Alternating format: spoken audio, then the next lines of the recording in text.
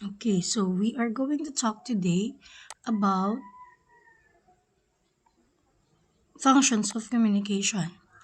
So, under functions of communication, okay, functions of communication, we have functional communication, and it means by which an individual spontaneously, biglaan, and independently, mag-isa, walang inaasahan, communicates his her own wants and needs and socialize with others. When you say functional communication, it's not all about grammar or structure of the sentence, but it is all about how you will be understood by the receiver of the message. So, example, I get water. So literally it's not correct because you have to say I will get water. But if you are a L2 or second language speaker, that is acceptable. Okay? So I get water, you can understand it, okay? And even though it is not grammatically correct. Next. So this communication can occur through a variety of forms, including speech, picture, exchange, gesture, sign language, and assistive devices. Okay? Pictures are commonly used in ESL or English for second language classes. Okay? Say for example, if you are teaching a Korean, the first step is to show them a picture of the person or of the word that is running or jumping. There are five functions of communications. The first one is regulation or control. So we have here three sentences. Clean the room, then you can go out. She's single now, go for it. Can you please tone your voice down? It's too loud. So in this case, you are literally regulating or controlling the person you're talking to. Say, clean the room, then you can go to the mall. So you are controlling the person, commanding the person. So that is regulation and control. Next, social interaction. Let's go out to have some coffee. It's nice to meet you. How do you do? I am thankful that you are all here in the trip. So, in this case, you are interacting socially to someone, and these are examples of sentences that shows interaction. Next is motivation. From the word itself, to motivate, or the process of motivation or motivating. Um, these are the example. I need you in my life. I must trim down my weight for her. We need to proactive and stop procrastinating. So in this case, you are motivating yourself to do something. So this is the third function of communication. Next is emotional expression. So from the word itself, emotional, so you are expressing your emotion. Say, glad that you came into my life. I like you so much. You are expressing what you are feeling. So that's five, the fourth function of communication. The last function is to inform or information, wherein you can get information from the sentence. Say, where can I get my license? So the answer is an information. Okay, so these are the five functions of communication.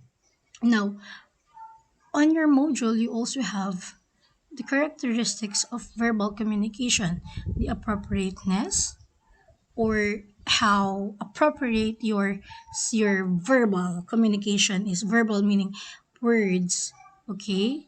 The brevity, or how brave you in speaking or in telling what you want to say. The clarity and vividness is actually almost the same. The clarity of your words, the ethics, like are you sexist or you're practicing gender equality? Say chair instead of saying chair man, or chairwoman, you will say chairperson.